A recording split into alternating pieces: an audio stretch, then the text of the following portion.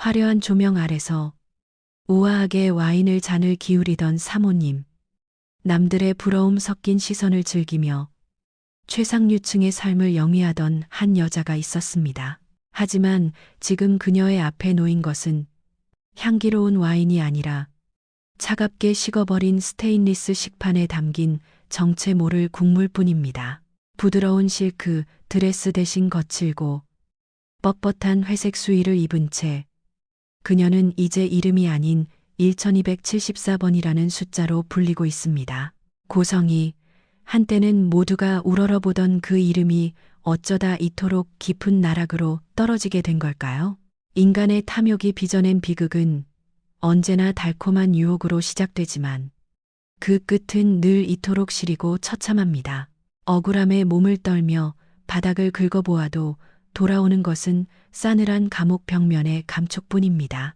그녀는 여전히 믿을 수 없다는 듯 허망한 눈빛으로 허공을 응시합니다. 자식도 남편도 그토록 집착했던 막대한 재산도 이제는 손에 잡히지 않는 신기루가 되어버렸습니다. 평생을 남의 눈에 피눈물을 흘리게 하며 쌓아 올린 공든 탑이 단 한순간의 선택으로 무너져 내리는 과정은 마치 잘 짜인 비극 영화의 한 장면 같습니다. 도대체 무엇이 그녀를 이토록 광기 어린 복수로 몰아넣었으며 왜 그녀는 마지막 순간까지 자신의 잘못을 깨닫지 못했을까요? 한 여자의 처절한 몰락과 그 뒤에 숨겨진 추악한 진실, 그리고 인과응보라는 무거운 심판의 기록이 지금부터 시작됩니다. 26년이라는 긴 시간 동안 쌓아온 거짓의 성벽이 무너지고 그 파편에 깔려 신음하는 한 여자의 마지막 이야기를 끝까지 지켜봐 주시기 바랍니다. 과연 그녀에게는 다시 일어설 기회가 주어질까요? 아니면 이 어둠 속에서 영원히 잊혀지게 될까요? 햇살이 눈부시게 쏟아지는 고급스러운 사무실 안. 하지만 그곳을 감도는 공기는 얼음장처럼 차갑기만 했습니다. 고성이는 떨리는 눈빛으로 눈앞의 남편 박진석을 바라보았습니다. 방금 들은 말이 도무지 현실로 느껴지지 않았기 때문입니다. 뭐, 나랑 이혼을 안 한다고? 그녀의 목소리는 경악으로 뒤섞여 높게 떨렸습니다. 믿었던 마지막 보루가 무너지는 소리가 들리는 듯했습니다. 고성이의 얼굴에는 당혹감이 역력했지만 책상 너머의 박진석은 너무나도 태연했습니다. 그는 마치 흥미로운 구경거리라도 보는 양 입가에 여유로운 미소를 띠며 대꾸했습니다. 박진석의 태도는 냉혹하기 그지없었습니다. 그는 아내의 당황한 기색을 즐기기라도 하듯 느긋하게 등받이에 몸을 기대었습니다. 당연하지. 이혼하면 재산 분할 받으려는 속셈이잖아. 그의 말 한마디 한마디가 고성이의 심장에 비수처럼 꽂혔습니다. 평생을 함께해온 남편이 자신을 오직 돈을 노리는 사기꾼 취급하고 있다는 사실에 고성이는 숨이 막혔습니다. 그녀는 어떻게든 상황을 돌려보려 애썼습니다. 당신, 내 얼굴도 보기 싫다고 했잖아. 그러니까 내가 이혼해 주겠다는 거야. 계속 얼굴 보고 살 작정이야? 고성이는 악에 바친 듯 소리를 질렀습니다. 하지만 박진석은 흔들리지 않았습니다. 오히려 그는 고성이의 눈을 똑바로 응시하며 더욱 잔인한 진실을 내뱉었습니다. 맞아. 당신 얼굴 다시는 안 볼 거야. 그렇다고 이혼해 줄 생각은 없어. 내 재산 단 한 푼도 당신한테 넘어갈 일 없을 테니까. 그의 목소리는 감정이 메마른 기계음처럼 냉랭했습니다. 고성이는 이제 조급함을 넘어 공포를 느끼기 시작했습니다. 이 남자는 단순히 화가 난 것이 아니라 자신을 철저하게 고립시키고 말려 죽일 작정임을 깨달은 것입니다. 안 보고 살 거면 이혼하라고. 고성이는 소파에서 벌떡 일어나 비명을 질렀습니다. 그녀의 손은 분노로 인해 파르르 떨리고 있었습니다. 박진석은 그런 그녀를 비웃듯 천천히 자리에서 일어났습니다. 그리고는 그녀의 귓가에 저주 같은 한마디를 남겼습니다. 26년 동안 나를 속여온 벌이야.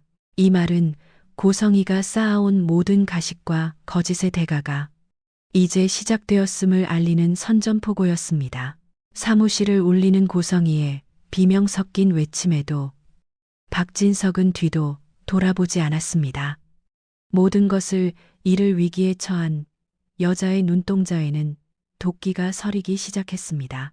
과연 그녀는 이대로 무너질 수밖에 없는 걸까요?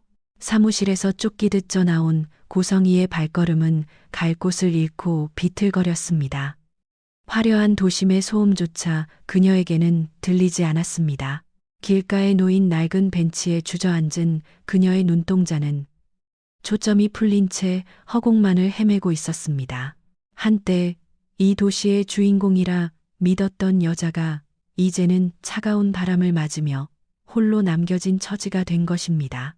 이 모든 게 고성이는 낮게 읊조렸습니다. 다 지은우 때문이야. 그녀의 원망은 거대한 해일이 되어 애꿎은 곳으로 향하기 시작했습니다. 스스로 자초한 파멸임에도 불구하고 그녀는 마음속 깊은 곳에 숨겨두었던 독을 지은우라는 이름 위에 쏟아부었습니다. 그녀의 눈빛은 순식간에 서늘한 얼음처럼 변해갔습니다. 무릎 위에 놓인 두 손은 하얗게 질릴 정도로 꽉 쥐어졌습니다. 내가 이렇게 된 건 전부 다 지은우, 그년 때문이야. 내 남편도, 돈도, 명예도 내 모든 걸 앗아간 거야. 광기 어린 확신이 그녀의 이성을 마비시켰습니다. 피해의식은 인간을 가장 추악하게 만드는 마법과도 같았습니다. 고성이는 자리에서 벌떡 일어났습니다. 그녀의 머릿속엔 오직 한 가지 생각뿐이었습니다. 내가 겪은 이 지옥을 똑같이 돌려주겠다는 뒤틀린 열망, 바로 복수였습니다. 고성이는 홀린 듯 근처 옷가게로 향했습니다. 평소라면 쳐다보지도 않았을 싸구려 검은색 후드티 하나를 골라잡았습니다. 옷을 갈아입고 거울 앞에 선 그녀는 후드를 깊게 눌렀었습니다. 거울 속에는 더 이상 우아한 사모님은 없었습니다. 오직 증오의 눈이 먼 약탈자만이 서 있을 뿐이었습니다. 지은우를 직접 건드리고 싶었지만 그 곁엔 박성재라는 거대한 벽이 버티고 있다는 사실을 그녀도 잘 알고 있었습니다. 지은우를 직접 칠 수는 없어 박성재가 지켜보고 있을 테니까. 고성이는 차갑게 읊조리며 입가에 비열한 미소를 띄웠습니다. 직접적인 공격이 불가능하다면 가장 아픈 곳을 찔러야 했습니다. 경고했던 대로 가족을 건드리겠다는 결심이 서자 그녀의 행동은 거침이 없었습니다. 정순이 그 애를 키운 여자, 지은우가 가장 아끼는 사람이지. 고성이의 목소리엔 가느다란 전율이 흘렀습니다. 타인의 소중한 사람을 망가뜨림으로써 자신의 고통을 보상받으려는 이 잔인한 계획은 이미 멈출 수 없는 기차와 같았습니다. 가방을 고쳐 맨 그녀는 어둠이 내려앉기 시작한 거리로 나섰습니다. 어둠 속으로 스며드는 그녀의 등 뒤로 불길한 그림자가 길게 드리워졌습니다. 그녀가 향하는 그 길 끝에서 기다리고 있는 것은 과연 승리의 쾌감일까요? 아니면 더 깊은 나락일까요? 밤 공기가 제법 서늘해진 시각. 정순이는 평생을 그래왔듯 묵묵히 식당 뒷정리를 마치고 있었습니다. 벽에 걸린 낡은 시계 바늘은 이미 밤 10시를 가리키고 있었죠. 하루 종일 불 앞에서 손님들을 맞이하느라 퉁퉁 부어오른 다리가 그녀의 고단함을 증명하고 있었습니다. 후, 정말 피곤하네. 정순이는 깊은 한숨을 내쉬며 식당 불을 껐습니다. 철제 셔터를 내리는 소리가 적막한 골목에 날카롭게 울려 퍼졌습니다. 그녀는 익숙하게 가방을 챙겨 집으로 향했습니다. 가로등 불빛이 드문드문 비추는 거리는 평소보다 더 어둡고 쓸쓸해 보였습니다. 집으로 가는 지름길인 좁은 골목길로 접어들자 정순이는 본능적으로 발걸음을 재촉했습니다. 어서 빨리 따뜻한 방에 누워 쉬고 싶다는 생각뿐이었죠. 하지만 그때였습니다. 등 뒤에서 누군가 자신을 뒤쫓는 듯한 기묘한 발소리가 들려왔습니다. 정순이는 멈춰 서서 뒤를 돌아보았습니다.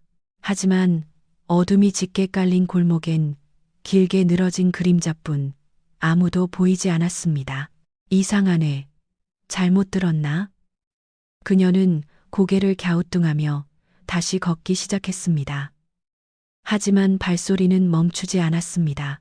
오히려 점점 더 선명해지고 간격은 좁혀지고 있었습니다. 심장이 터질 듯이 빠르게 뛰기 시작했습니다. 공포는 차가운 땀이 되어 정순이의 등줄기를 타고 흘러내렸습니다. 누군가 분명히 자신을 노리고 있다는 확신이 들자 그녀의 걸음은 거의 뛰다시피 빨라졌습니다. 그러나 미처 골목을 빠져나가기도 전 갑자기 등 뒤에서 거친 손길이 뻗어나왔습니다.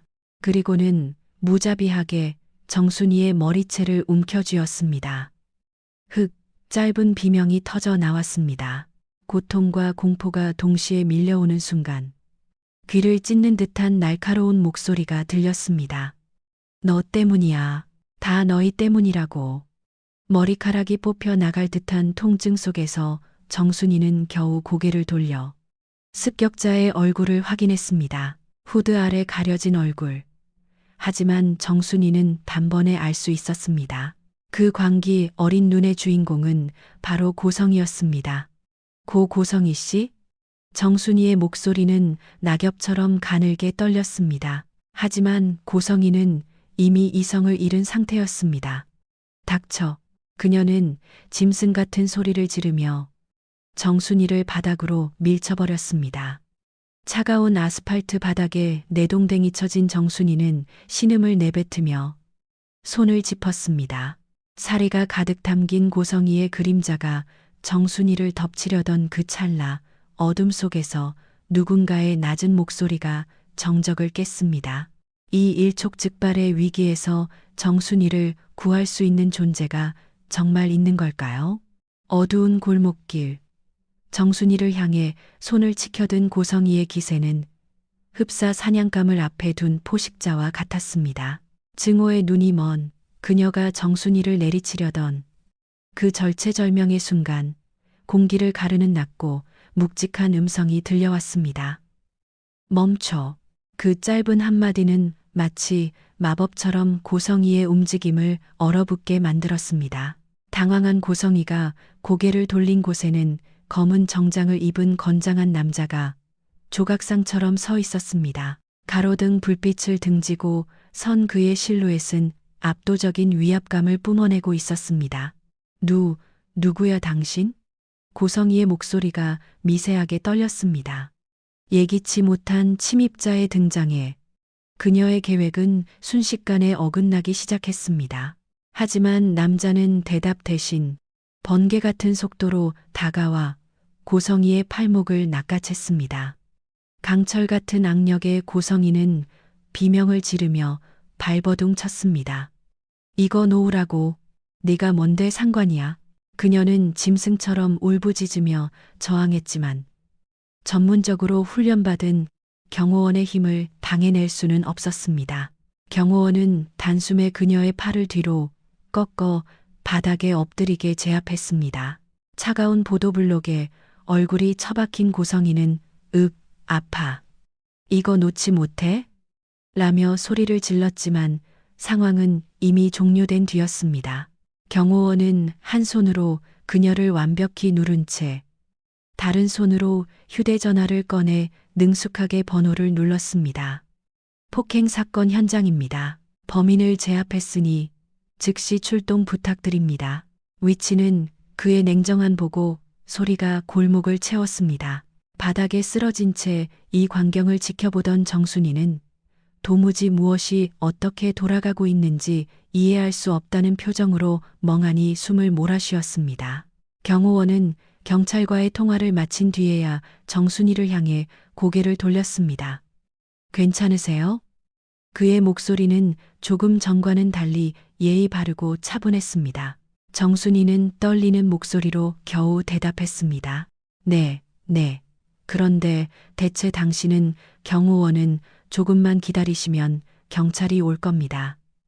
나중에 설명해 드리겠습니다. 라며 그녀를 안심시켰습니다. 멀리서 요란한 사이렌 소리가 들려오기 시작하자 바닥에 짓눌린 고성이의 눈에는 절망과 도끼가 뒤섞인 눈물이 맺혔습니다. 모든 것을 끝내려 했던 그녀의 복수극이 도대체 어디서부터 잘못된 것일까요? 요란한 사이렌 소리가 잦아든 경찰서 취조실, 형광등에 창백한 불빛 아래 고성이는 초췌한 모습으로 앉아 있었습니다. 방금 전까지 정순이를 향해 쏟아내던 그 서슬 퍼런 기세는 온데간데 없고 그녀의 입술은 수치심과 분노로 파르르 떨리고 있었습니다. 경찰관이 조서 작성을 위해 몇 번이고 질문을 던졌지만 고성이는 그저 입술을 꽉 깨문 채 묵묵부답으로 일관했습니다. 고성희 씨, 대답하세요. 왜 정순이 씨를 폭행하려고 했습니까? 경찰관의 다그침에도 그녀는 마치 영혼이 빠져나간 사람처럼 허공만을 응시할 뿐이었습니다. 그때 무거운 철제 문이 열리며 박성재가 안으로 들어왔습니다. 그의 얼굴에는 고성희를 향한 차가운 실망과 분노가 뒤섞여 있었습니다. 고성희는 박성재의 등장에 움찔하며 고개를 돌렸지만 그는 피할 틈조차 주지 않고 그녀의 맞은편에 자리를 잡았습니다. 어떻게 오셨습니까? 경찰관의 물음에 박성재는 피해자 측 대리인입니다. 라며 단호하게 답했습니다. 그의 시선은 마치 죄의 뿌리를 파헤치려는 듯 고성희를 꿰뚫고 있었습니다. 한때는 가족이라는 이름으로 묶였을지 모를 두 사람 사이에는 이제 되돌릴 수 없는 불신의 강이 흐르고 있었습니다. 당신, 정말로 박성재의 목소리는 낮고 위협적이었습니다. 설마 했는데 정말로 직접 은호의 어머니까지 해치려고 했어요? 그 질문에 고성희는 마침내 참아왔던 도끼를 터뜨렸습니다. 복수하려고 그랬어. 다 그 지은우 때문이라고. 그녀의 비명 섞인 외침이 취조실의 좁은 벽면에 부딪혀 메아리 쳤습니다. 하지만 박성재는 눈 하나 깜짝하지 않았습니다. 오히려 그는 가련하다는 듯 그녀를 비웃었습니다. 복수. 그분이 당신한테 뭘 했다고? 은호 대신 아무 죄 없는 노인을 해치려 한 게 당신이 말하는 정의입니까? 박성재는 한숨을 내쉬며 경찰관을 돌아보았습니다. 그의 눈빛에는 더 이상의 자비란 남아있지 않았습니다. 경찰관님, 합의는 절대 없습니다. 법이 허용하는 가장 엄중한 처벌을 내려주세요. 그 선언은 고성희에게 내려진 사형 선고나 다름없었습니다. 박성재, 어떻게 당신이 나한테? 고성희가 울부짖으며 매달려 보려 했지만 박성재는 뒤도 돌아보지 않고 취조실을 나갔습니다. 닫히는 문 소리가 그녀의 마지막 희망을 끊어내는 절단기 소리처럼 들렸습니다. 홀로 남겨진 고성희는 이제 자신이 판 무덤 속에 갇혔다는 사실을 깨닫기 시작했습니다. 과연 그녀에게 남은 탈출구가 있기는 한 걸까요? 차가운 법정의 공기는 취조실보다 훨씬 더 무겁고 엄격했습니다. 고성희는 난생 처음 서보는 피고인석에서 초조하게 발끝을 내려다보았습니다. 방청석에는 그녀를 차갑게 응시하는 박성재와 여전히 충격에서 벗어나지 못한 정순이, 그리고 복잡한 표정의 지은우가 앉아 있었습니다. 판사가 판결문을 읽어 내려가는 동안 법정 안은 숨소리조차 들리지 않는 정적에 휩싸였습니다. 피고인 고성희는 피해자 정순이에게 신체적 상해를 입혔을 뿐만 아니라 그 범행의 동기가 매우 불량하며 반성의 기미가 보이지 않습니다. 판사의 목소리가 고성희의 귀에 날카롭게 밝혔습니다. 판결의 순간 법정 안을 울린 것은 둔중한 망치 소리였습니다. 피고인 고성희에게 폭행 치상죄로 벌금 500만 원을 선고합니다. 탕, 탕, 탕. 세 번의 소리는 그녀의 인생이 공식적으로 범죄자로 낙인 찍혔음을 알리는 신호였습니다. 고성희는 그 자리에 주저앉을 뻔한 것을 겨우 버텼습니다. 500만 원. 누군가에게는 그리 크지 않은 돈일지 모르나 모든 재산권을 박진석에게 압류당하고 빈털터리로 쫓겨난 그녀에게는 에베레스트 산보다 높은 장벽이었습니다. 재판이 끝나고 법정을 나서는 길, 그녀를 향한 사람들의 시선은 마치 벌레를 보는 듯 혐오스러움으로 가득했습니다. 고성이는 고개를 숙인 채 도망치듯 법원을 빠져나왔습니다. 하지만 거리로 나왔을 때 그녀를 기다리는 것은 자유가 아니라 절박한 현실이었습니다. 수중에 가진 돈은 한 푼도 없었고 당장 벌금을 내지 못하면 노역장에 끌려가 몸으로 때워야 한다는 사실이 그녀의 숨통을 조여왔습니다. 500만 원, 그 돈을 어디서 구해? 그녀는 길거리 한복판에서 실성한 사람처럼 중얼거렸습니다. 그녀는 떨리는 손으로 가방 속에서 낡은 휴대전화를 꺼냈습니다. 연락처를 뒤져보았지만 그녀의 전화를 받아줄 사람은 단 한 명도 떠오르지 않았습니다. 화려했던 시절, 곁을 지키던 그 수많은 인맥은 그녀가 추락함과 동시에 연기처럼 사라져버렸습니다.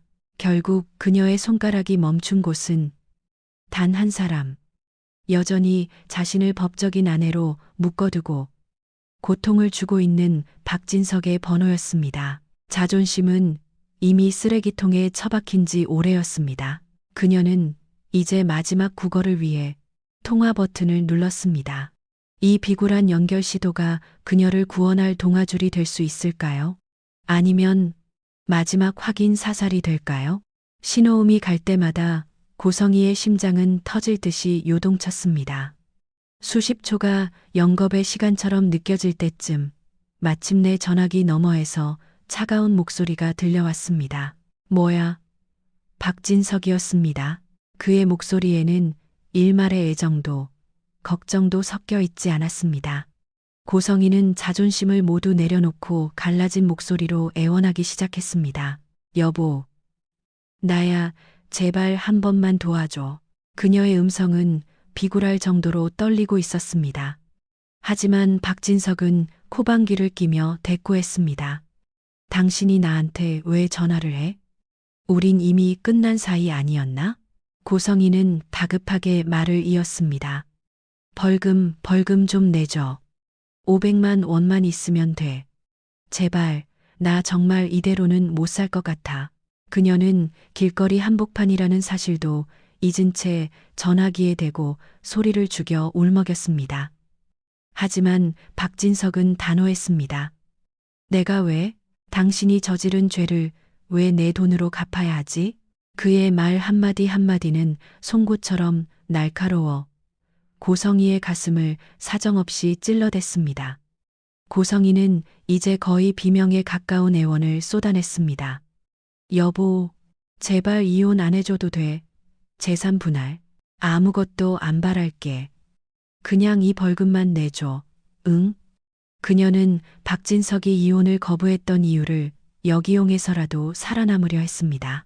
돈만 내준다면 평생 그의 그림자로 살겠다는 비참한 제안까지 던진 것입니다.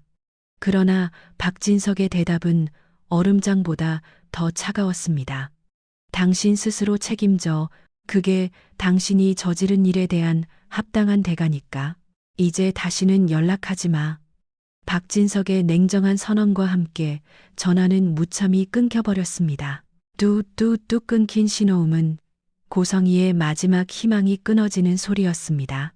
세상에 홀로 버려졌다는 공포와 남편에 대한 배신감이 그녀를 집어삼켰습니다. 고성이는 광기에 서린 눈으로 손에 든 휴대전화를 내려다보았습니다. 아, 그녀는 짐승 같은 비명을 지르며 휴대전화를 길바닥에 내던졌습니다. 콘크리트 바닥에 부딪힌 기기는 처참하게 산산조각나 사방으로 튀었습니다. 부서진 액정처럼 그녀의 인생도 이제는 회생 불가능한 상태가 되어버렸습니다. 벌금 납부 기한은 시시각각 다가오고 있었고 돈을 구할 방법은 어디에도 없었습니다. 어둠이 짙게 깔린 도심 한복판. 갈 곳 없는 그녀의 앞에 기다리고 있는 것은 무엇일까요? 벌금 납부 기한이 지나도록 고성이의 통장에는 단 10원짜리 하나도 들어오지 않았습니다. 세상은 그녀의 비명 섞인 애원을 철저히 외면했고 법은 기다려주지 않았습니다. 마침내 고성이는 벌금 미납으로 인한 노역 유치 판결을 받고 교도소행 버스에 올랐습니다. 창밖으로 흘러가는 서울의 화려한 풍경은 이제 그녀의 것이 아니었습니다. 버스가 멈춰선 곳은 높고 견고한 담장이 둘러쳐진 회색빛 건물 앞이었습니다. 내려. 교도관의 거친 목소리에 고성이는 수갑을 찬 채 비틀거리며 발을 내디뎠습니다. 담장 위를 가로지르는 철조망은 마치 하늘조차 가두려는 듯 날카롭게 뻗어 있었습니다. 여기가 정말 교도소라고? 고성이는 믿을 수 없다는 듯 건물을 올려다보았습니다. 불과 얼마 전까지 최고급 대리석 바닥을 밟던 그녀의 발이 이제는 차가운 시멘트 바닥에 닿았습니다. 안으로 들어서자마자 그녀를 기다리고 있는 것은 인간으로서의 모든 흔적을 지우는 과정이었습니다. 그녀가 입고 있던 고가의 브랜드 코트와 화려한 장신구들은 차례로 압수되어 검은 비닐봉지에 담겼습니다. 대신 그녀의 손에 쥐어진 것은 뻣뻣하고 거친 질감의 회색 수의였습니다. 갈아입어. 교도관의 명령에 고성이는 수치심으로 몸을 떨며 옷을 갈아입었습니다. 가슴팍에는 이름 대신 4자리 숫자 1274번이 새겨진 흰색 천 조각이 붙어 있었습니다. 앞으로 넌 이름이 아니라 1274번이다. 알겠나? 교도관의 차가운 물음에 고성이는 대답할 힘조차 잃은 채 고개를 떨궜습니다. 한때 사교계의 여왕으로 불리던 여자는 이제 수많은 죄수 중 한 명인 1274번으로 재탄생하게 된 것입니다. 육중한 철문이 열리고 그녀가 머물 좁은 방이 모습을 드러냈습니다. 한평 남짓한 공간에는 낡은 담요와 화장실뿐이었습니다. 철컥 쾅 문이 닫히고 자물쇠가 잠기는 소리가 복도에 울려 퍼졌습니다. 그 소리는 고성이의 영혼을 절단하는 단두대의 소리와도 같았습니다. 그녀는 무너지듯 바닥에 주저앉아 무릎을 끌어안았습니다. 차가운 벽에 이마를 대자 비로소 자신이 처한 현실이 실감나기 시작했습니다. 과연 이 차가운 감옥 안에서 그녀는 자신의 죄를 마주할 수 있을까요? 아니면 더 깊은 원망의 늪으로 빠져들게 될까요? 교도소의 아침은 자비 없는 기상 나팔 소리와 함께 시작되었습니다. 좁은 감방의 딱딱한 바닥에서 몸을 일으킨 고성이, 아니 1274번은 온몸이 쑤시는 통증에 신음했습니다. 하지만 아픔을 느낄 틈도 없이 그녀는 노역장으로 끌려갔습니다. 거대한 공장 같은 작업장에는 이미 수많은 죄수가 각자의 자리에서 기계처럼 움직이고 있었습니다. 1274번, 저기 앉아. 교도관의 손가락이 가리킨 곳은 먼지가 뽀얗게 쌓인 작업대였습니다. 그녀에게 주어진 임무는 조그만 전자 부품들을 하나하나 조립하는 일이었습니다. 평생 손에 물 한 방울 묻히지 않고 살아왔던 그녀에게 이 정교하고 반복적인 노동은 고문이나 다름없었습니다. 고성이는 떨리는 손으로 작은 핀셋을 집어들었습니다. 시야는 흐릿하고 손가락 끝은 감각이 무뎌져 부품들이 자꾸만 바닥으로 떨어졌습니다. 챙그랑 부품이 떨어지는 소리가 들릴 때마다 교도관의 매서운 호통이 날아왔습니다. 뭐해? 제대로 안 해? 여기가 놀이터인 줄 알아. 고성이는 수치심에 얼굴을 붉히며 급히 바닥을 기어 부품을 주었습니다. 화려한 보석으로 치장했던 그녀의 손톱은 어느새 때가 끼고 갈라져 흉측한 모습으로 변해 있었습니다. 손가락이 저려오고 허리는 끊어질 듯 아파왔지만 노동은 끝날 줄 몰랐습니다. 작업대 옆에 앉은 다른 죄수들의 무심한 시선은 그녀의 자존심을 갈기갈기 찢어 놓았습니다. 이게 정말 내 인생이 된 건가? 고성이는 조립하던 부품을 내려다보며 멍하니 생각했습니다. 한때 수천만 원짜리 명품 가방을 고르던 감각은 이제 단돈 몇 원의 가치도 없는 플라스틱 조각을 맞추는 데 쓰이고 있었습니다. 그녀의 눈에서 뜨거운 눈물 한 방울이 툭 하고 부품 위로 떨어졌습니다. 점심시간이 되어 식판에 담긴 식어 빠진 밥을 마주했을 때 고성이는 비로소 자신이 잃어버린 것들이 무엇인지 뼈저리게 느꼈습니다. 예전에는 당연하게 여겼던 최고급 식재료와 산의 진미들이 주마등처럼 스쳐 지나갔습니다. 하지만 이제 그녀가 할 수 있는 일이라곤 구석자리에 앉아 맛조차 느껴지지 않는 밥을 꾸역꾸역 목구멍으로 넘기는 것뿐이었습니다. 씹을 때마다 모래알 같은 허무함이 입안 가득 퍼졌습니다. 일주일이라는 시간은 그녀의 우아함을 모두 앗아갔고 대신 거친 손마디와 깊은 주름만을 남겼습니다. 과연 이 고통스러운 노역의 끝에는 무엇이 그녀를 기다리고 있을까요? 노역의 고통이 일상이 되어가던 어느 날 오후, 정적을 깨는 교도관의 목소리가 작업장을 울렸습니다. 1274번, 면회다. 따라와. 고성이는 순간 귀를 의심했습니다. 자신을 찾아올 사람이 단 한 명도 없다고 생각했기 때문입니다. 박진석이 마음을 돌린 것일까? 아니면 딸 영나가 온 것일까? 그녀는 신락 같은 희망을 품고 교도관을 따라 면회실로 향했습니다. 두꺼운 투명 유리창 너머 그곳에는 그녀가 그토록 그리워하고 의지했던 아들 한우진이 앉아 있었습니다. 유리창 너머 아들의 얼굴을 본 순간 고성이는 참아왔던 감정을 터뜨리며 환하게 웃었습니다. 우진아, 네가 왔구나. 엄마를 구하러 온 거지. 그녀는 떨리는 손으로 유리창을 두드리며 울먹였습니다. 하지만 아들의 반응은 냉담했습니다. 한우진은 기뻐하는 어머니의 모습에도 아무런 동요 없이 그저 무표정한 얼굴로 고성이를 응시할 뿐이었습니다. 어머니, 그의 입에서 나온 첫마디는 따뜻한 위로가 아니라 얼음처럼 차가운 벽이었습니다. 고성이는 아들의 냉랭한 태도에 당황하며 말을 더듬었습니다. 우진아, 엄마가 얼마나 기다렸는지 몰라. 여기서 나 좀 꺼내줘. 응. 하지만 한우진은 단호하게 그녀의 말을 끊었습니다. 결국 이렇게 되셨네요. 저는 어머니가 지난 날들을 진심으로 반성하시길 바라요. 그의 눈에는 어머니에 대한 연민보다 깊은 실망과 안쓰러움이 뒤섞여 있었습니다. 그는 말을 이었습니다. 그동안 어머니가 본인의 이익을 위해 휘둘렀던 사람들이 밖에서 얼마나 행복하게 지내는지 똑똑히 보세요. 그리고 이제 저를 찾지 마세요. 우진아, 그게 무슨 소리니? 난 다 너를 위해 그런 거였어. 고성이가 비명을 지르며 매달렸지만 한우진은 천천히 자리에서 일어났습니다. 버리는 게 아니에요. 이제는 어머니 스스로 책임지셔야 한다는 거예요. 안녕히 계세요. 아들의 뒷모습이 면회실 문 너머로 사라지는 순간 고성이는 가슴이 찢어지는 듯한 고통에 유리창을 마구 두드렸습니다. 하지만 돌아오는 대답은 없었습니다.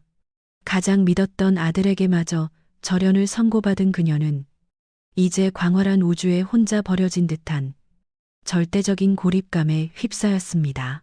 그녀의 마지막 희망의 등불이 꺼진 뒤 남겨진 것은 소름 끼치는 어둠뿐이었습니다.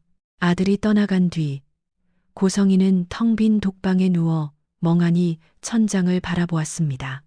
면회실의 차가운 공기가 여전히 살결을 맴도는 듯했습니다. 눈은 이미 퉁퉁 부어올라 제대로 뜨기조차 힘들었지만 눈물은 멈추지 않고 볼을 타고 흘러내렸습니다. 다 잃었어. 정말 아무것도 남지 않았어. 그녀는 낮게 읊조렸습니다. 남편의 재력, 사모님이라는 명예, 그리고 자신의 분신 같았던 아들까지. 평생을 바쳐 쌓아 올린 그녀의 세계는 이제 완벽하게 가루가 되어 흩어졌습니다. 어두운 방 안에서 고성이의 머릿속에는 지난날의 기억들이 주마등처럼 스쳐 지나갔습니다. 어린 지은호를 차갑게 버렸던 그날의 기억. 박진석과 결혼하며 화려한 신분 상승을 꿈꿨던 날들. 그리고 자신의 자리를 지키기 위해 다시 나타난 지은호를 짓밟으려 했던 순간들까지. 마지막으로 정순이의 머리채를 휘어잡았던 자신의 손이 떠오르자 그녀는 몸서리를 쳤습니다. 내가 정말 잘못한 걸까? 찰나의 순간 진실한 자각이 그녀의 마음을 두드렸습니다. 하지만 그 자각은 오래가지 못했습니다. 평생을 남의 탓으로 돌리며 살아온 그녀의 본능이 다시 고개를 들었습니다. 아니야, 난 피해자야. 고성이는 세차게 고개를 저으며 이불을 머리 끝까지 끌어당겼습니다. 난 그냥 살려고 했던 거야. 남들처럼 살아남으려고 최선을 다한 것뿐인데 왜 세상은 나한테만 이렇게 가혹한 거지? 그녀는 웅크린 채 스스로를 위로했습니다. 자신의 욕망이 타인의 삶을 얼마나 처참하게 파괴했는지 인정하는 순간 자신의 존재 자체가 무너져 내릴 것 같았기 때문입니다. 그녀가 감옥에서 처절한 자기 합리화와 싸우고 있을 때 담장 박진석의 서재는 고요하기만 했습니다. 그는 고성이를 완벽하게 지운 듯 평온하게 책을 읽고 있었지만 딸 영나의 걱정 어린 물음에는 끝내 침묵했습니다. 엄마는 스스로 선택한 길을 가고 있는 거야. 박진석의 차가운 한마디는 고성이가 처한 현실이 결코 우연이 아님을 다시 한번 증명했습니다. 과연 그녀는 이 지독한 합리화의 늪에서 벗어나 진정한 참회의 빛을 발견할 수 있을까요? 아니면 끝까지 자신만의 지옥 속에 갇혀 살게 될까요? 길었던 수감 생활의 끝, 교도소 정문을 나서는 고성이의 손에는 낡은 가방 하나만이 들려 있었습니다. 화려했던 지난날의 흔적은 어디에도 없었습니다. 그녀는 곧장 예전의 삶으로 돌아가려 애쓰는 대신 도심 외곽의 아주 작고 허름한 식당에 자리를 잡았습니다. 사모님이라 불리며 명령만 내리던 손으로 이제는 산더미처럼 쌓인 설거지거리를 닦고 기름때 묻은 바닥을 훔치는 고된 일상을 시작했습니다. 허리는 끊어질 듯 아프고 손가락 마디마디는 거칠어졌지만 고성이는 예전처럼 소리를 지르거나 불평을 늘어놓지 않았습니다. 고성이 씨, 오늘도 수고 많았어요. 여기 일당이에요. 식당 주인이 건네는 몇 장의 지폐를 받으며 고성이는 정중하게 고개를 숙였습니다. 감사합니다, 사장님. 그녀의 목소리는 예전의 날카로움을 잃고 났고 차분해져 있었습니다. 퇴근길 손바닥에 놓인 꼬깃꼬깃한 돈을 내려다보며 그녀는 작게 미소 지었습니다. 남의 것을 뺏거나 속여서 얻은 화려한 보석보다 정직한 땀방울로 일궈낸 이 작은 결실이 그녀의 마음을 묘하게 안심시켰습니다. 욕심을 내려놓으니 비로소 세상을 똑바로 바라볼 수 있는 용기가 생겨난 것입니다. 어느 가을날 고성이는 낙엽이 흩날리는 공원을 천천히 걷고 있었습니다. 벤치에 앉아 높은 가을, 하늘을 올려다보던 그녀의 시야에 낯익은 두 사람의 모습이 들어왔습니다. 지은우와 정순이었습니다. 두 사람은 서로의 팔짱을 낀 채 무엇이 그리 즐거운지 환한 미소를 지으며 산책을 하고 있었습니다. 고성이는 순간 숨이 멎는 것 같았습니다. 자신이 그토록 망가뜨리려 했던 그들의 일상은 그 어느 때보다 단단하고 행복해 보였습니다. 고성이는 다가가 말을 거는 대신 조용히 자리에서 일어나 반대 방향으로 발걸음을 옮겼습니다. 아직은, 정말 아직은 그들 앞에 설 자격이 없다는 것을 너무나 잘 알고 있었기 때문입니다. 행복해 보이네, 다행이야. 고성이는 혼잣말을 내뱉으며 낙엽 사이로 자신의 길을 걸어갔습니다. 더 성실하게 살아가며 언젠가 진심으로 사과할 수 있는 날이 오기를 바랄 뿐이었습니다. 지는 노을 아래로 사라지는 그녀의 뒷모습은 예전보다 작아 보였지만 그 어느 때보다 떳떳하고 단단한 그림자를 남기고 있었습니다. 한 여자의 화려한 몰락과 처절한 생존기를 지켜보신 여러분은 어떤 생각이 드셨나요? 오늘 우리가 함께 본 고성이의 이야기는 단순히 한 악녀의 파멸만을 말하고 있지 않습니다. 남의 눈에 피눈물을 흘리게 하며 쌓아 올린 공든 탑은 결국 그 주인마저 집어삼키는 무덤이 된다는 인과응보의 진리를 우리에게 다시 한번 일깨워 줍니다. 모든 것을 잃고 나서야 비로소 정직한 땀의 가치를 깨닫게 된 그녀의 마지막 뒷모습이 우리에게 던지는 메시지는 결코 가볍지 않습니다. 인생은 수많은 선택의 연속입니다. 고성이에게도 멈출 수 있었던 기회는 여러 번 있었지만 그녀는 매번 욕망의 손을 잡았습니다. 그 결과로 얻은 것은 차가운 수위와 자식들의 외면뿐이었죠. 하지만 이야기의 끝에서 그녀가 보여준 변화는 우리에게 작은 희망을 보여주기도 합니다. 비록 늦었을지라도 자신의 잘못을 인정하고 정직하게 살아가려는 그녀의 발걸음이 언젠가는 진정한 용서와 화해의 문에 닿기를 바라봅니다. 오늘 이야기가 흥미로우셨다면 구독과 좋아요, 그리고 알림 설정 부탁드립니다. 여러분, 클릭 한 번이 더 좋은 이야기를 만드는 큰 힘이 됩니다. 댓글을 통해 고성이의 마지막 선택에 대한 여러분의 솔직한 의견도 남겨주세요. 저희는 다음 시간에 더욱 흥미롭고 가슴을 울리는 드라마틱한 이야기로 다시 찾아뵙겠습니다. 시청해주셔서 감사합니다. 지금까지 픽션으로 재구성한 AI 스토리 리캡이었습니다.